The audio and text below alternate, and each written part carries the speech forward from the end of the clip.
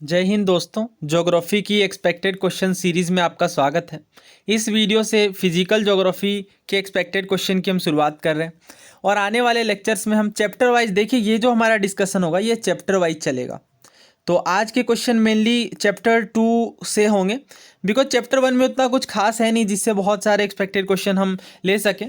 But chapter 2 से और 11th class की फिजिकल ज्योग्राफी में हमने प्रीवियस ईयर क्वेश्चन भी किए थे और प्रत्येक चैप्टर के साथ हमने डिटेल्ड वे में एनसीईआरटी के क्वेश्चंस भी सॉल्व किए थे और इसके साथ प्रीवियस ईयर क्वेश्चन को भी किया था। तो मैं आपको रिकमेंड करूंगा कि पहले उन वीडियोस से आप गो थ्रू हो जाएं, अच्छे से सारी चीज़ें समझ लें और प्रत्येक चैप्टर के साथ प्रीवियस ईयर क्वेश्चन भी अटेम्प्ट कर लें। इससे आपका कॉन्फिडेंस काफ़ी ज़्यादा बूस्ट हो जाएगा और इन क्वेश्चंस को खुद से सॉल्व करने में आपको काफ़ी सहूलियत मिलेगी। तो स्टार्ट करते हैं फिर क्वेश्चन को। और ये जो क्वेश्चन है काफ़ी इंपॉर्टेंट है, हमने काफ़ी कुछ डिस्कस भी किया था इसके ऊपर। तो अगेन तरीका वही है, वीडियो पॉज करके आपको क्वेश्चन खुद से अटेम्प्ट करनी है, इसके बाद एक्सप्लेनेशन सुननी है। सो इस क्वेश्चन के अंदर अर्थ की ओरिजिन हाइपोथेसिस के बारे में करेक्टली मैच पेयर पूछा गया है और पहला है नेबुलर हाइपोथेसिस, इमैनुअल कांत और लाप्लास। दूसरा स्टेटमेंट है big bang theory, Edwin Hubble. और तीसरा स्टेटमेंट है चैम्बरलिन एंड मोल्टन थ्योरी, और इनका थ्योरी ये थी कि planets were formed out of a cloud of material associated with a youthful rotating sun. So दोस्तों, ये सारी चीज़ें हमने क्लास 11 फिजिकल ज्योग्राफी एनसीईआरटी के चैप्टर 2 यानी origin and evolution of earth के टाइम पे डिस्कस किया था। तो सबसे पहले हमने ईयरली थ्योरीज को समझा था, जिसमें पृथ्वी के ओरिजिन की बात भी हमने समझी, किस तरीके से अलग अलग हाइपोथेसिस के थ्रू साइंटिस्ट ने अपनी थ्योरीज पेश की, जिनमें सबसे जो प्रसिद्ध थ्योरी थी, जो हाइपोथेसिस थी, वो नेबुलर हाइपोथेसिस थी। और वैसे तो नेबुलर हाइपोथेसिस को इमैनुअल कांत के द्वारा प्रस्तुत किया गया था, लेकिन बाद में लाप्लास ने इसे रिवाइज भी किया था। तो ये बात बिल्कुल सही है कि नेबुलर हाइपोथेसिस का नाम इमैनुअल कांत और लाप्लास के साथ जुड़ा है। और ये थ्योरी क्या थी बेसिकली, तो ये आपको ध्यान होना चाहिए और ये चीज़ें रटनी नहीं है, आपको खुद से समझना है कि जब नाम रखा गया यहाँ पे नेबुलर हाइपोथेसिस, तो something which is related to nebula.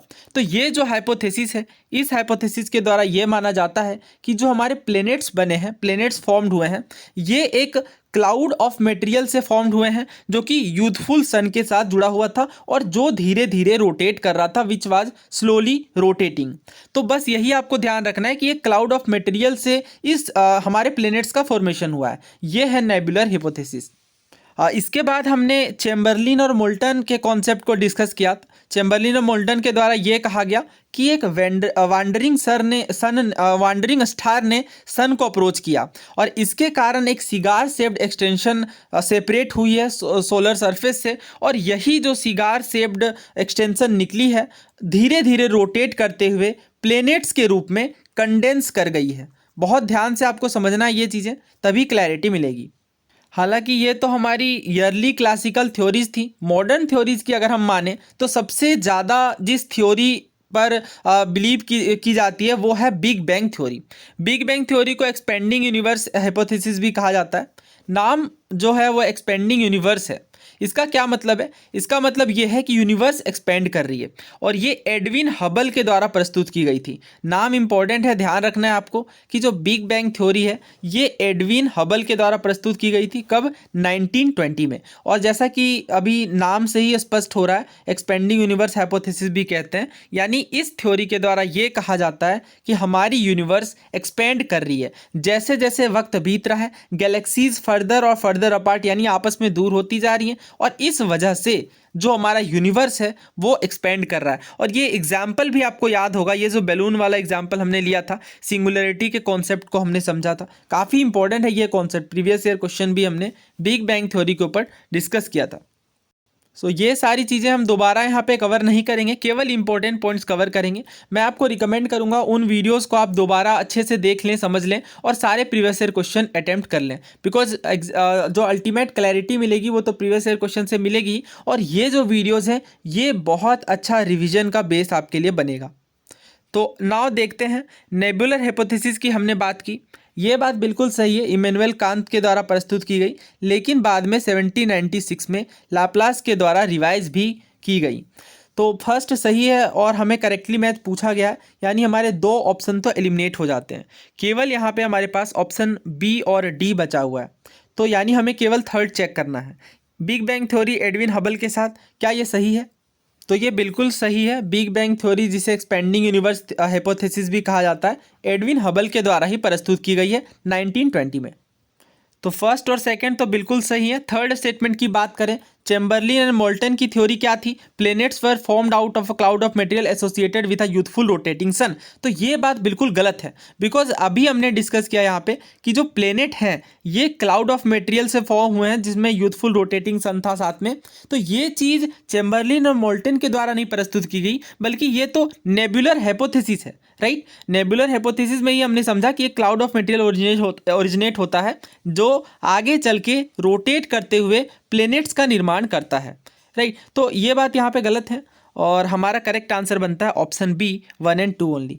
वैसे चैम्बरलिन और मोल्टन का क्या कॉन्सेप्ट था? इनका ये कॉन्सेप्ट था कि एक वॉन्डरिंग स्टार सन को अप्रोच करता है, जिससे सिगार शेप्ड मटेरियल का एक्सटेंशन होता है और जो आगे चल के रोटेट करते हुए प्लैनेट्स का निर्माण करती हैं। तो ऑप्शन बी बिल्कुल सही है, 1 और 2 ओनली।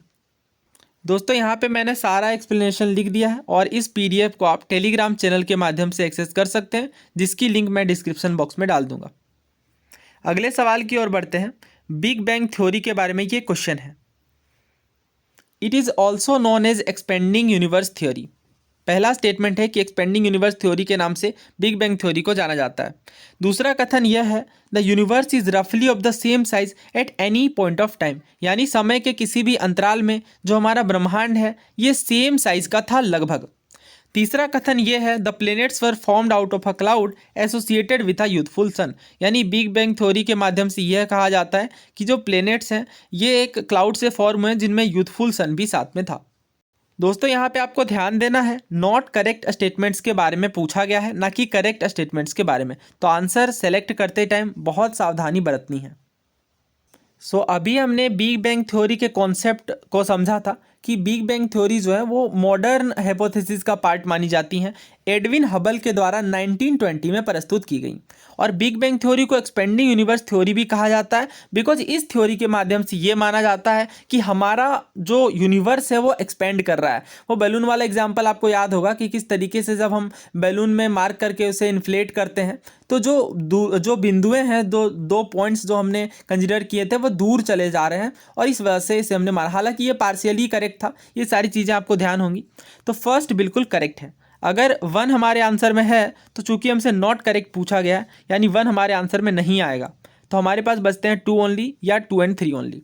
सेकेंड अगर कथन की बात करें, द यूनिवर्स इज रफली of the same size at any point of time, ये बात तो बिल्कुल गलत है, बिकॉज अभी हमने इस पर ही चर्चा की कि जो यूनिवर्स है ये सेम साइज का नहीं है बल्कि एक्सपेंड कर रहा है। और वैसे भी मैंने इस तरीके से स्टेटमेंट सेट किए हैं कि अगर फर्स्ट सही है तो सेकंड ऑब्वियसली गलत है, बिकॉज अगर एक्सपेंडिंग यूनिवर्स कहा जा रहा है बट सेकंड में तो कह दिया गया है कि सेम साइज के थे, अगर ये एक्सपेंड कर रहे हैं तो सेम साइज के कैसे होंगे, राइट। तो अगर फर्स्ट सही है तो सेकंड गलत है, और है भी यही बात, फर्स्ट यहाँ पे करेक्ट है और सेकंड गलत है। तीसरा स्टेटमेंट देखिए, the planets were formed out of a cloud associated with a youthful sun, क्या ये बिग बैंग थ्योरी का पार्ट था? दोस्तों इस पर्पल हाईलाइटेड पोर्शन को देखिए, नेबुलर हाइपोथेसिस के अंदर हमने समझा था, नेबुलर हाइपोथेसिस जो कि कांत के द्वारा दी गई है, तो इसमें हमने ये समझा कि नेबुलर हाइपोथेसिस में planets were formed out of a cloud of material associated with a youthful sun. तो ये बात नेबुलर हाइपोथेसिस के साथ सही है, ना कि बिग बैंग थ्योरी के साथ। बिग बैंग थ्योरी तो universe hypothesis, expanding universe hypothesis है, इसमें यह बात की गई है कि यूनिवर्स एक्सपेंड कर रहा है, राइट। बट जब बात आएगी यूथफुल सन की और जो मटेरियल है जिसके कारण से जो रोटेट करते हुए हमारी प्लैनेट्स बनी है, ये तो नेबुलर हाइपोथेसिस का पार्ट है। तो चूंकि हमसे नॉट करेक्ट पूछा गया था, सेकंड थर्ड दोनों ही बातें गलत हैं और हमारा करेक्ट आंसर है ऑप्शन बी, 2 और 3 only are not correct statements. दोस्तों अगले सवाल की ओर बढ़ते हैं। ये सवाल अर्थक्वेक के ऊपर है। Consider the following statements regarding earthquake waves, यानी अर्थक्वेक वेव्स के संबंध में कौन से स्टेटमेंट करेक्ट हैं ये आपको बताना है। पहला स्टेटमेंट है, body waves are more damaging than surface wave, यानी सरफेस वेव के मुकाबले ज़्यादा डैमेजिंग है बॉडी वेव्स, ये स्टेटमेंट पहला कह रहा है। दूसरा कहा जा रहा है, the shadow zone of P waves is larger than that of S waves, यानी एस वेव के मुकाबले पी वेव की शेडो जोन ज़्यादा बड़ी होती है। तीसरा स्टेटमेंट है S waves can pass through only solid materials, यानी जो एस वेव्स होती हैं ये केवल सॉलिड मटेरियल्स में ही पास कर सकती हैं। करेक्ट स्टेटमेंट बताना है। ऑप्शन है 1 and 2 only, 2 and 3 only, 3 only, या फिर ऑप्शन डी है 2 ओनली। दोस्तों अर्थक्वेक काफ़ी इंपॉर्टेंट टॉपिक है, हमने कई बार डिस्कशन किया अर्थक्वेक के ऊपर, और अक्सर एग्जाम के अंदर पूछे जाते हैं। रिसेंटली सीडीएस में भी क्वेश्चन पूछा गया, और लगभग सभी एग्जाम्स के अंदर अर्थक्वेक के ऊपर क्वेश्चन देखने को मिलते हैं। तो अर्थक्वेक पर जब भी हमने डिस्कशन किया है, सबसे पहले हमने कुछ की टर्म्स समझे हैं, बिकॉज कई बार टर्म्स के ऊपर ही क्वेश्चन पूछ लिया जाता है। जिसमें सबसे हमारा पहला टर्म है वो फोकस या हाइपोसेंटर है। तो फोकस या हाइपोसेंटर किसे कहते हैं? The point within the earth crust where an earthquake originates, यानी अर्थक्वेक जिस पॉइंट से ओरिजिनेट होती हैं, और ये हम बात कर रहे हैं अर्थ क्रस्ट की, अर्थ क्रस्ट के अंदर की, with in the earth crust. तो वो जो पॉइंट है वो फोकस या हाइपोसेंटर कहलाती है। जबकि एपिसेंटर क्या होता है? अगर अर्थक्वेक यहाँ से ओरिजिनेट हो रही है तो अर्थक्वेक का जो वर्टिकली एबव पॉइंट होता है फोकस का जो वर्टिकली एबव पॉइंट होता है अर्थ के ऊपर, राइट, ये कहलाता है एपीसेंटर। ये दोनों टर्म्स बड़े कंफ्यूजिंग हो सकते हैं। मैंने कई सारे आपको ट्रिक्स भी बताए हैं, आप जो हमने एनसीईआरटी डिटेल में कवर की हैं चैप्टर वाइज, उन वीडियोस में आप देखेंगे तो ये सारी चीज़ें आपको बहुत अच्छे से क्लियर हो जाएंगी। इसके बाद हमने ये भी बात की थी कि जो भी नेचुरल अर्थक्वेक होते हैं ये लिथोस्फीयर में देखने को मिलते हैं। लिथोस्फीयर में भी स्पेशली अगर हम बात करें तो एस्थेनोस्फीयर में। और इसके बाद हमने अगर हम अर्थक्वेक वेव्स को समझें तो जो अर्थक्वेक वेव्स होती हैं जिन्हें सीस्मिक वेव कहा जाता है, ये दो तरीके की होती हैं।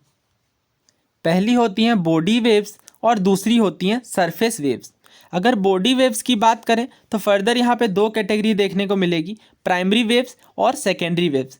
जबकि सरफेस वेव में भी दो कैटेगरी हैं, लव वेव्स और रिले वेव्स, लेकिन ये कम इंपॉर्टेंट है। फोकस हमें करना है प्राइमरी और सेकेंडरी वेव्स के ऊपर, बिकॉज ज़्यादातर क्वेश्चन यहीं से पूछे जाते हैं। और इसके पीछे का रीज़न भी बहुत साफ है। अगर आप डिफरेंसेस समझ लेंगे बॉडी वेव्स और सरफेस वेव्स के बीच, तो इस तरीके के वेव्स के ऊपर जो क्वेश्चन आते हैं वो काफ़ी आसानी से सॉल्व हो जाएंगे। तो एक एक करके हम डिस्कशन करते हैं। देखिए, अगर बॉडी वेव्स की बात करें तो फोकस से जो एनर्जी रिलीज होती है, जो एनर्जी जनरेट होती है, ये सभी डायरेक्शन में फैल जाती हैं। इस कारण से नाम पड़ा है ये बॉडी वेव्स। और बॉडी वेव्स की सबसे खास बात ये है जो आपको बहुत अच्छे से ध्यान रखनी है कि जो बॉडी वेव्स होती हैं ये फास्ट होती हैं सरफेस वेव के मुकाबले। और यही रीज़न है कि बॉडी वेव सबसे पहले सीस्मोग्राफ में डिटेक्ट की जाती हैं, बिकॉज तीव्रता काफ़ी ज़्यादा होती हैं बॉडी वेव्स की सरफेस वेव के मुकाबले। तो ये बात ध्यान रखिएगा, काफ़ी इंपॉर्टेंट है। इसके अलावा हमने बॉडी वेव्स के अंदर ही दो कैटेगरी देखी हैं, पहली है प्राइमरी वेव्स और दूसरी है सेकेंडरी वेव्स। प्राइमरी वेव्स, देखिए इन दोनों में अगर आप एग्जैक्ट वेव्स के बीच की डिफरेंसेस की बात करेंगे तो आपको समझना पड़ेगा कि वेव का नेचर कैसा है। जैसे जो प्राइमरी वेव है ये लॉन्गिट्यूडिनल वेव होती हैं। अगर आपको याद है तो बताइए, एक एग्जांपल बताइए कमेंट बॉक्स में। साइंस के क्लासेस में हमने डिस्कस किया है लॉन्गिट्यूडिनल वेव्स के बारे में। तो लॉन्गिट्यूडिनल वेव्स होती हैं और ये जो होती हैं ये सबसे फास्टेस्ट होती हैं, यानी सेकेंडरी वेव्स के मुकाबले प्राइमरी वेव्स ज़्यादा फास्ट होती हैं, बिकॉज लॉन्गिट्यूडिनल होती हैं और लॉन्गिट्यूडिनल की प्रॉपर्टी के कारण ये ज़्यादा फास्ट होती हैं। और ये बात तो है। इसके अलावा एक और बात जो सबसे इम्पोर्टेंट है वो ये बात बहुत अच्छे से आपको ध्यान रखनी है, बहुत ज़्यादा इंपॉर्टेंट है कि जो बॉडी वेव्स की हमने दो कैटेगरी समझी, प्राइमरी और सेकेंडरी। इनमें जो प्राइमरी वेव्स होती हैं ये सॉलिड, लिक्विड और गैस तीनों से मूव कर सकती हैं, जबकि जो सेकेंडरी वेव्स होती हैं जो कि लॉन्गिट्यूडिनल नहीं बल्कि ट्रांसवर्स वेव्स होती हैं, ये केवल सॉलिड में ही मूव कर सकती हैं। तो वैसे अगर आप याद रखना चाहें तो ट्रिक भी मैंने आपको बताई थी, S for secondary, S for solid, यानी जो सेकेंडरी वेव्स हैं ये केवल सॉलिड मटेरियल में ही पास कर सकती हैं। और इनका नेचर भी ध्यान रखिए, ट्रांसवर्स वेव होती हैं। और ऑब्वियसली ये प्राइमरी वेव के कुछ टाइम के बाद ही सतह पर देखने को मिलेंगी, यानी they arrive at the surface with some time lag after primary waves. Primary waves के कुछ टाइम लेग के बाद सेकेंडरी वेव्स सरफेस पर देखने को मिलेंगी और ये स्लोअर होती हैं। और यही रीज़न है कि केवल सॉलिड से पास कर पाती हैं, बिकॉज प्राइमरी वेव्स काफ़ी ज़्यादा फास्टर होती हैं। इस वजह से सॉलिड, लिक्विड और गैस तीनों ही मटेरियल्स में मूव कर सकती हैं। दोस्तों जब बॉडी वेव्स सतह पर पहुंचती हैं और सरफेस रॉक्स के साथ इंटरेक्ट करती हैं तो एक नई तरह की वेव्स जनरेट होती हैं जिन्हें सरफेस वेव कहा जाता है। यानी सरफेस वेव बॉडी वेव से ही जनरेट होती हैं। और सरफेस वेव के बारे में जो सबसे इंपॉर्टेंट बात आपको ये ध्यान रखनी है कि ये सबसे ज़्यादा डैमेजिंग होती हैं, बिकॉज ऑब्वियसली इंटेंसिटी काफ़ी ज़्यादा बढ़ गई है जब हम कंपेयर करें बॉडी वेव्स के मुकाबले। तो दोस्तों ये सारी चीज़ें मैंने पीडीएफ में लिख दी हैं, आप इनसे भी गो थ्रू हो सकते हैं। देखिए एक और कंसेप्ट हमें यहाँ पे समझना है अर्थक्वेक के संबंध में, वो है शैडो जोन। शैडो जोन वो स्पेसिफिक एरियाज होते हैं जहाँ पर अर्थक्वेक वेव्स की मौजूदगी नहीं देखने को मिलती। ऑब्वियसली यही रीज़न है नाम शैडो जोन रखे जाने का। तो अगर आप इसमें एक और इम्पॉर्टेंट बात समझें तो जो शैडो जोन एस वेव की होती हैं ये बहुत ज़्यादा बड़ी होती हैं पी वेव्स के मुकाबले। इसके पीछे का रीज़न भी हमने डिस्कस किया था। So shadow zones of S wave is much larger than that of P waves. इसके पीछे का रीजन तो ऑब्वियसली यही है, जैसा कि अभी हमने बात की कि जो एस वेव्स होते हैं ये पी वेव्स के इंटरेक्शन के कारण जनरेट होते हैं। तो यही रीज़न है कि ज़्यादा बड़े एरिया में शैडो जोन एस वेव का देखने को मिलता है। क्यों? क्योंकि ज़्यादा बड़े एरिया में शैडो जोन के होने का मतलब ये है कि बहुत कम जगहों में ही इमरजेंस देखने को मिलती है एस वेव की। क्यों? क्योंकि शैडो जोन का मतलब ही होते हैं वे जगह जहाँ पे अर्थक्वेक के वेव्स नहीं रिकॉर्ड किए जाते।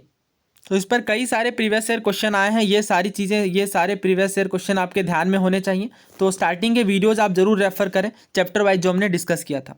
देखिए पी वेव का शैडो जोन है 105 से 145 डिग्री तक ही केवल देखने को मिलेगा। लेकिन जब हम बात करें एस वेव्स की तो ये आप देख सकते हैं 105 से 105 तक, यानी ये काफ़ी बड़ा एरिया है जब हम कंपेयर करें पी वेव्स के मुकाबले। तो और ज़्यादा बड़ा एरिया होने का मतलब ये नहीं कि ज़्यादा अर्थक्वेक जनरेट हो रही है। ऑब्वियसली इंटेंसिटी तो ज़्यादा है ही एस वेव की, बट यहाँ पे समझने वाली बात ये है कि 105 से 105 तक अर्थक्वेक नहीं देखने को मिलेंगे, नहीं रिपोर्ट किए जाएंगे। नाउ स्टेटमेंट्स की ओर मूव करते हैं। क्या बॉडी वेव्स ज़्यादा डैमेजिंग होती हैं? बिल्कुल नहीं। सरफेस वेव ज़्यादा डैमेजिंग होती हैं बॉडी वेव्स के मुकाबले, बिकॉज हमने इस पर डिस्कशन भी किया। सरफेस वेव थोड़ी देर बाद पहुंचती है और इंटरेक्शन के कारण जनरेट होती हैं, इस वजह से इनकी इंटेंसिटी ज़्यादा होती है। दूसरा statement, the shadow zone of P wave is larger than that of S waves. So ये बात अगेन बिल्कुल गलत है, because shadow zone of S waves is much larger than that of P waves. तीसरा स्टेटमेंट देखिए, S waves can pass through only solid material. तो ये बिल्कुल सही बात है, सेकेंडरी वेव्स केवल सॉलिड मटेरियल में ही मूव कर सकती हैं, जबकि जो पी वेव्स होती हैं ये सॉलिड, लिक्विड, गैस तीनों में ही मूव कर सकती हैं। तो थर्ड सही है, बाकी फर्स्ट और सेकेंड गलत हैं। तो हमारा करेक्ट आंसर होगा यहाँ पे ऑप्शन सी, 3 ओनली। दोस्तों इस वीडियो में इतने ही क्वेश्चन रखते हैं। आने वाले पार्ट्स में इस वीडियो सीरीज़ के और भी चैप्टर वाइज हम लोग क्वेश्चंस को डिस्कस करेंगे। सो अगर आपने रिवीजन नहीं स्टार्ट किया है तो उन बेसिक लेक्चर्स को ज़रूर रेफ़र करिए, एटलीस्ट PYQs को दोबारा ज़रूर रेफ़र करिए, काफ़ी कुछ क्लैरिटी मिलेगी। सो अगर चैनल पर नए हैं तो चैनल को सब्सक्राइब कर लें। आपने राय अथवा विचार कमेंट बॉक्स में लिख सकते हैं। मिलते हैं नेक्स्ट वीडियो में। धन्यवाद।